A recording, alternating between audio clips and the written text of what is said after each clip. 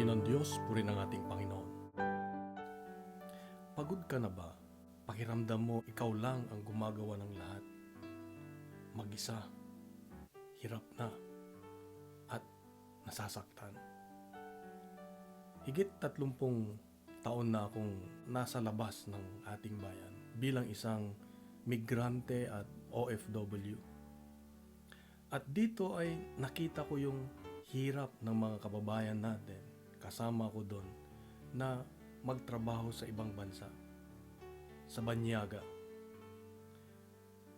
At nakita ko rin dito na ang tanging paraan lang para makapamuhay ka, malampasan mo ang mga problema, mga sigalot, mga pagsubok bilang isang OFW, ay lumapit ka kay Lord.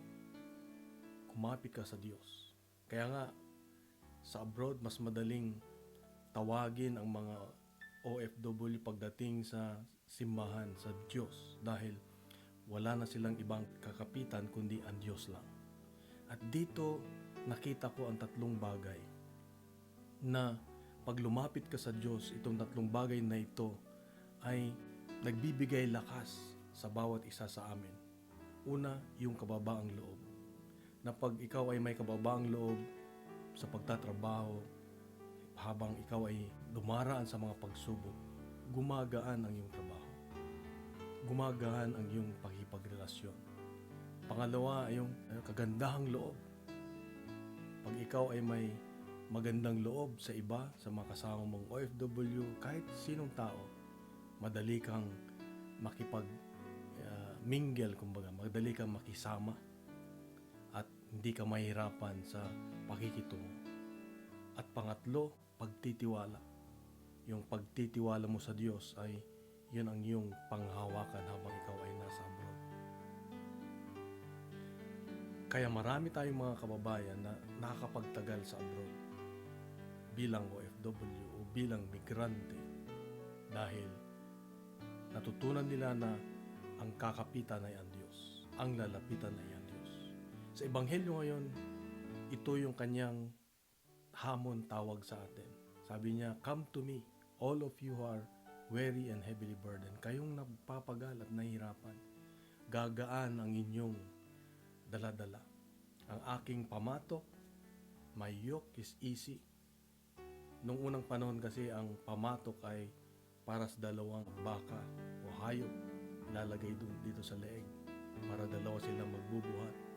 Dito, ganun din tayo. Pag lumapit tayo sa Diyos, sasamahan niya tayong magbuhat sa anumang mga pagsubok natin. At sabi niya, matuto kayo sa akin. Matuto kayo sa akin. Ano ang matututunan natin sa Kanya? Yung kababaang loob, kagandahang loob, at pagtitiwala. Itong tatlong ito ay huwag nating kalimutan. Pag tayo ay lumalapit sa Diyos, anumang pagsubok na ating pagdadaanan, kung meron tayo nito na natutunan sa Diyos, ay siguradong madaling harapin ang anumang mga pagsubok. Kaya kapatid, dito ang paalala ng Diyos sa iyo at sa akin ngayon, na anuman ang nararamdaman mong kahirapan ngayon o pagsubok na pinagdadaanan, may paanyayan Diyos. Halika, lumapit ka sa akin, sasamahan kitang magbuhat. Hindi niya papayagan na ikaw lang magbuhat.